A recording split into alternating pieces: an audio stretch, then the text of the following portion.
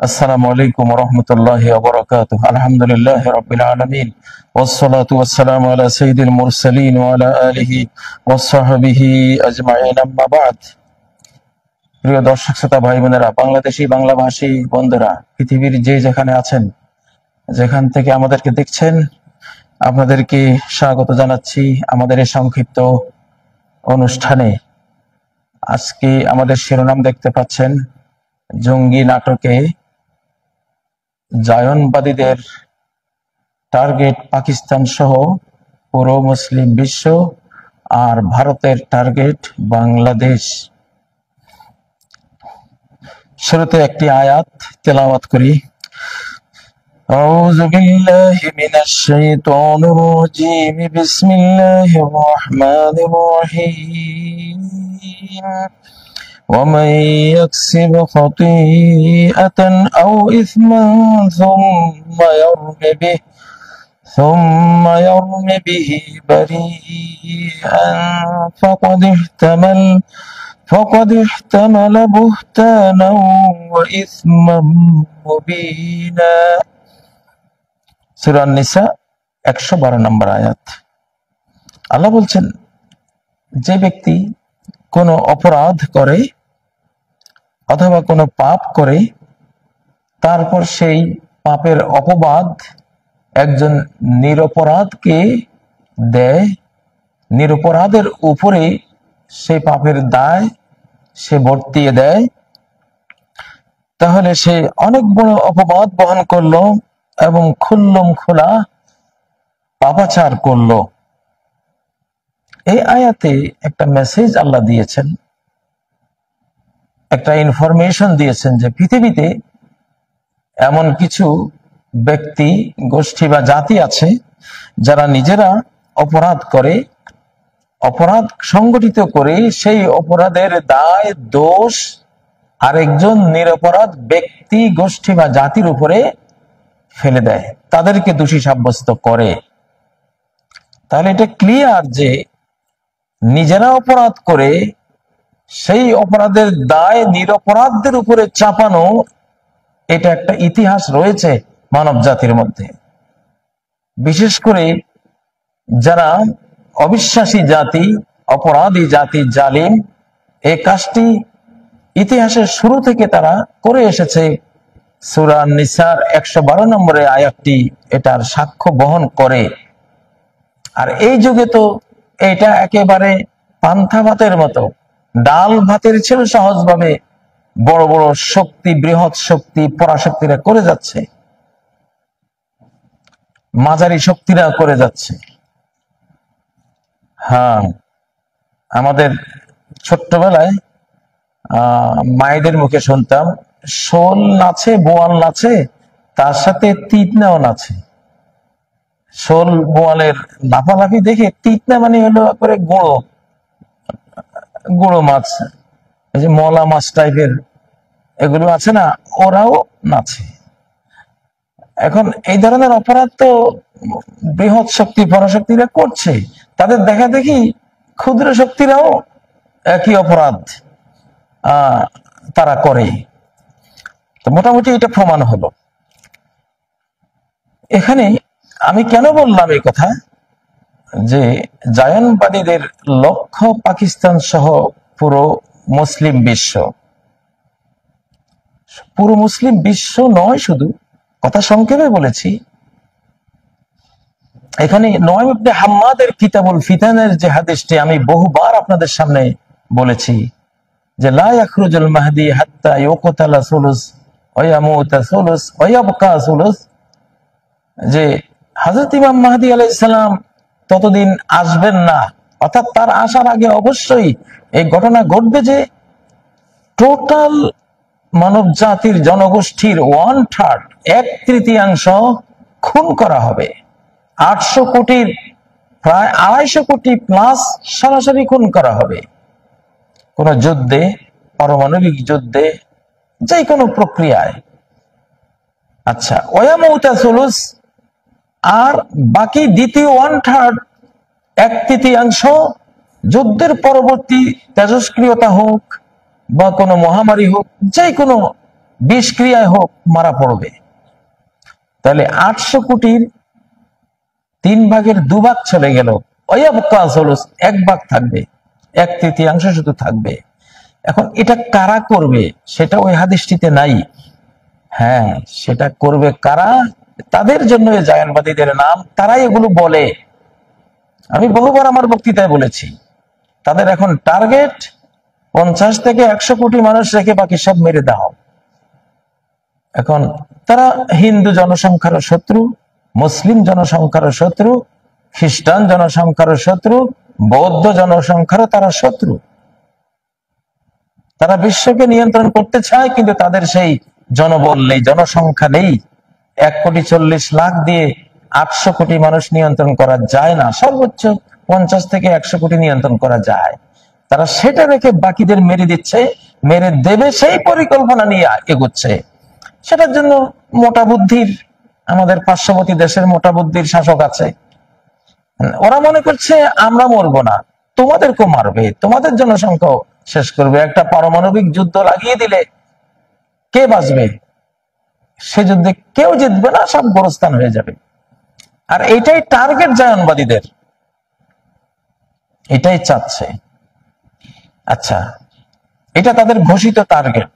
আমি বহুবার বলেছি, কন্ট্রোল হিউম্যানিটি আন্ডার 500 মিলিয়ন, 50 কোটি মানব জাতির সংখ্যা। আজকেও বললাম। প্রিয় ভাই বোনেরা, এখানে কেন আমি বললাম যে ভারতের টার্গেট বাংলাদেশ? এখানে ডিপ স্টেট বা গুপ্তরাষ্ট্র এটা সাওয়ার হয়েছে আমেরিকার উপর, এটা সাওয়ার হয়েছে ভারতের উপর, আরো অন্যান্য রাষ্ট্রের উপরে সাওয়ার হয়েছে। বিশেষ করে 2টা রাষ্ট্রকে তারা গোপনে থেকে নিয়ন্ত্রণ করে। এদেরকে দিয়ে ফিলিস্তিনকে খুন করাচ্ছে, সিরিয়াকে খুন করিয়েছে, ইরাককে খুন করিয়েছে, আফগানিস্তানকে খুন করিয়েছে, লিবিয়াকে খুন করিয়েছে। আর ভারতকে দিয়ে মুসলিমদেরকে খুন করাবার কাজটি তারা করে। অতীতে যাই করেছে, সামনে বৃহত্তর সংখ্যা সেটা করার টার্গেট নিয়ে নিয়েছে। আচ্ছা, ভারতের টার্গেট বাংলাদেশ, এই কথাটা আমি হাদিসের ভবিষ্যৎবাণী থেকেই মূলত নিয়েছি। আপনাদের বোঝার জন্য বলছি, বিগত 6-7 মাস থেকে হাজারো মিথ্যাচারের বন্যা, সাইক্লোন বইয়ে দিচ্ছে বাংলাদেশের বিরুদ্ধে। কে? এই ভারত। ইউনূস সরকারের বিরুদ্ধে, বাংলাদেশের বিরুদ্ধে। বাংলাদেশ উগ্রবাদী হয়ে গেছে, মৌলবাদীরা ক্ষমতায় এসে গেছে, জঙ্গি কথা বলে বলে, কিন্তু বাংলাদেশের ক্ষেত্রে জঙ্গি চলে না, এখন আর কেউ বিশ্বাস করবে না। এখন টার্গেট কিন্তু বাংলাদেশ। বাংলাদেশ সাবধান, মূল টার্গেট তুমি, তোমাকে বুঝতে হবে, তোমাকেই টার্গেট করা হয়েছে। এখন সে টার্গেট কখন করা হয়েছে? আজ থেকে 5-6 মাস আগেই তো জয়শঙ্করের উক্তির মাধ্যমে বাংলাদেশের 4-5 ঘেরাও করে, S-400 সেট করে, ব্রাহ্মস ক্ষেপণাস্ত্র সেট করে, সেনাবাহিনী সেট করে বসে আছে, পজিশন নিয়ে বসে আছে। কিন্তু একটা উপযুক্ত সময়ের দরকার। কি কজে তারা বাংলাদেশের উপরে হামলে পড়বে? কোনো কজ তো নাই। আর বাংলাদেশের এই পরিস্থিতিতে এখানে জঙ্গিবাদের কোনো কজ তৈরি করার মতো সেই পরিস্থিতি নেই। ডক্টর ইউনূস শান্তিতে নোবেল বিজয়ী, তার নেতৃত্বে বাংলাদেশের শান্তিপ্রিয় মানুষ, এইখানে কোনো জঙ্গি নাটক করে বিশ্বকে খাওয়াতে পারবে না। এটা ভারত ভালো করে জানে, ডিপ স্টেট ভালো করে জানে, এখানে জঙ্গি নাটক ফেলিওর হবে, কেউ মানবে না। তাহলে কোন জায়গায় জঙ্গি নাটকটা করতে হবে? যেখানে করলে বিশ্বকে বোঝানো যাবে, বিশ্বের মোটা বুদ্ধির বিশ্ব নেতারা লাফিয়ে পড়বে ওখানে করলে। সেটা হলো পাকিস্তানের বেল্ট। পাকিস্তানকে তারা সন্ত্রাসের সূতিকাগার বলে বিভিন্ন, এটা আপনারা জানেন। সেই জন্য কাশ্মীরকে বাছাই করা হয়েছে। ওখানে জঙ্গি, এখন জঙ্গির জিকির আজকাল 5 আনপাস জিকির। আমাদের সুফিবাদে তাসাউফের মধ্যে 5 আনপাস জিকির আছে একটা, মানে নিঃশ্বাসে আল্লাহ, প্রশ্বাসে আল্লাহ, নিঃশ্বাসে প্রশ্বাসে আল্লাহ আল্লাহ জিকির, 5 আনপা জিকির বলে। এখন জঙ্গিবাদের জিকির ভারতীয় মিডিয়াগুলিতে 5 আনপা জিকিরের মতো শুরু করেছে। আপনারা বুঝেন না, ও তো এইখানে বাংলাদেশ ঘেরাও করে বসে আছে, কিন্তু আক্রমণের ছুতো খুঁজছে, অজুহাত করছে। অজুহাতটা যে কোনো এক জায়গায় হলে তো মুসলিম তো, হ্যাঁ, অজুহাত তৈরি করা হয়েছে কাশ্মীরে, পাকিস্তান সেখানে এটা করেছে। তারা বলছে মোটেও না, পাকিস্তান করে না, এটা মিথ্যাচার, তারাই করেছে। ডিপ স্টেট আর ভারত ইসরায়েল মিলে এটা করেছে।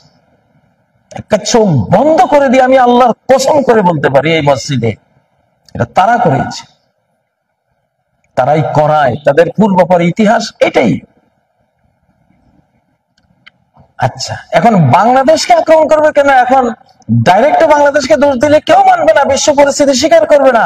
এখন বলবে পাকিস্তানের সাথে তো বাংলাদেশের লিঙ্ক হয়ে গেছে, বাংলাদেশের সামরিক চুক্তি হয়েছে, করাচি থেকে অস্ত্র আসতেছে, তারপরে নওয়াজ শরীফের সাথে কিনা কয় শাহবাজ শরীফের সাথে তো দহরম মহরম ইউনুস সাহেব গিয়েছেন, তাহলে তোমরা বাংলাদেশিরা, হ্যাঁ, ভিতরের বুদ্ধি তোমরা দিয়েছো। এইবার ওই বাংলাদেশ আক্রমণের অজুহাতটা তৈরি করা হয়েছে কাশ্মীরে, ওখান থেকে ঘুরিয়ে এনে বাংলাদেশের উপর ফেলা হবে। সেই বুদ্ধিটা কষেছেন বাংলাদেশ, তুমি রেডি থাকো, ইনশাআল্লাহ বাংলাদেশের আকাশে ভারতের একটা পাখি আসলেও যাতে গুলি করে ফেলে দিতে পারো, এই সামর্থ্য অর্জন করো।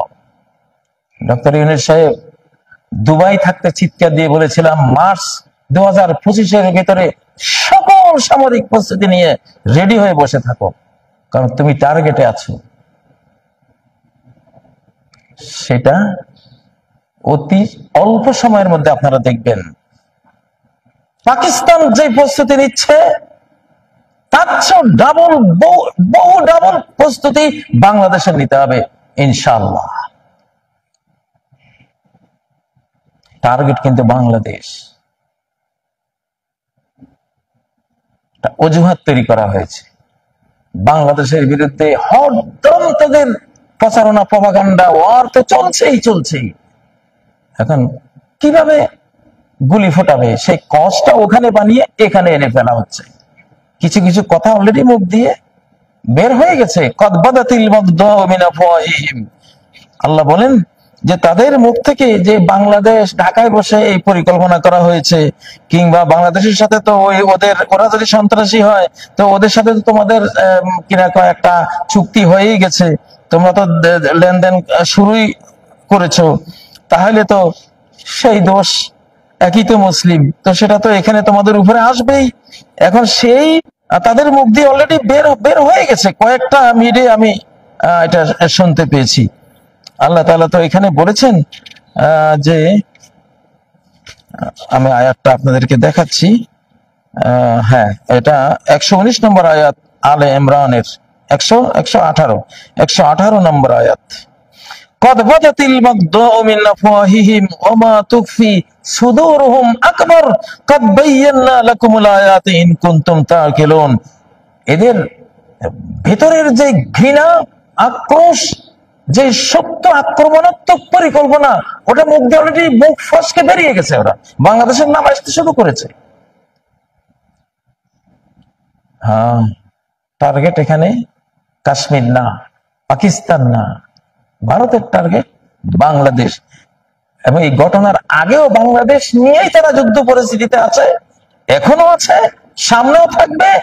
এটাকে মূল আক্রমণের অজুহাত হিসাবে তারা এখন কাজে লাগাচ্ছে।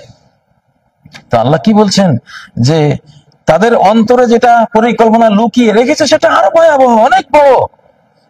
আমি তোমাদেরকে নিদর্শন বয়ান করে দিলাম, যদি আকল থাকে, বিবেক থাকে, তাহলে বুঝবা। আলে ইমরান 118 নম্বর আয়াত। একেবারেই কোরআনের সাথেই এই ঘটনাটা মিলিয়ে দেখলে আপনি বুঝে যাবেন যে হ্যাঁ ঘটনা এটাই। তবে বাংলাদেশকে আমি সাহস দেব, আমাদের মুসলিম উম্মার উত্থানের সূর্য 2024 5ই আগস্ট বাংলাদেশে উদিত হয়েছে, গোটা মুসলিম জাহানকে আলো দিয়ে প্লাবিত করবে। সফলতা আনিয়ে দিবেন স্বয়ং আল্লাহ আকাশ থেকে। ওদের এখন সময় নেই, ওরা খুব অসময়ে এই মিথ্যাচারে তারা হাত দিয়েছে, তাদের তো মরতে হবে। এখন তারা যুদ্ধ করবে আল্লাহর সাথে, কারণ মুসলিম উম্মাহর শেষ বিশ্বায়নের সিদ্ধান্ত আল্লাহ, পরিকল্পনা আল্লাহ। এই পরিকল্পনা তারা বুঝে গেছে সবাই যে মুসলিম জাতির উত্থান হচ্ছে। এই জন্য সব বেঈমানরা একাট্টা, মুসলিমদের শত্রু বেঈমানরা সব একাট্টা হয়ে গেছে, ভিতরে ভিতরে একাট্টা হয়ে ওরা বুঝতেছে পাকিস্তান একমাত্র পারমাণবিক শক্তিধর মুসলিম রাষ্ট্র, ওটাকে মেরে দাও, তাহলে এদের উত্থানের সম্ভাবনা তিরোহিত হয়ে যাবে। মোটেও হবে না। পাকিস্তানের উপরে বল করে মুসলিম উত্থান হয় না, আকাশের মালিকের উপরে বল করে মুসলিমের উত্থান হয়। সেখান থেকে গাইড করা হয়, সেখান থেকে এটা আকাশ প্রোটেক্টেড উত্থান মুসলিম জাতির, এইটা আমরা বলছি। অতএব পারবে না, তোমাদের টাইম না, এটা এটা আমাদের এখন সূর্যোদয় হয়েছে, আমাদের দিন, আমাদের দিবস, আমাদের বিজয়ের দিন। এখন তোমরা পারবে না। তোমরা সৃষ্টিকর্তার বিরুদ্ধে লড়াই করতে গিয়ে নিজেদের সর্বনাশ ডেকে আনবে। শুধু আমরা দেখব, আমাদের নেক্সট প্রজন্ম দেখবে, সারা পৃথিবী দেখবে। বাংলাদেশের ভয়ের কিছু নেই।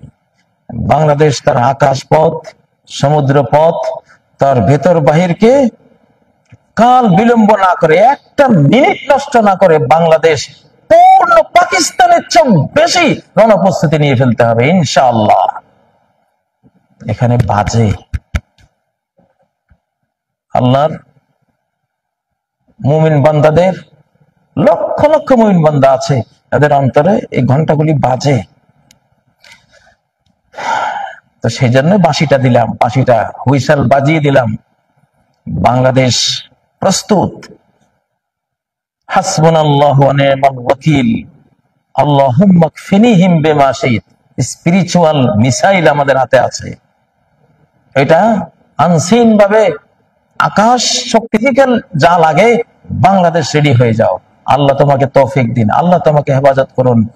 বাংলাদেশ জিন্দাবাদ, স্বাধীন বাংলাদেশ জিন্দাবাদ, নিরাপদ বাংলাদেশ জিন্দাবাদ, উজ্জীবিত বিজয়ী বাংলাদেশ জিন্দাবাদ।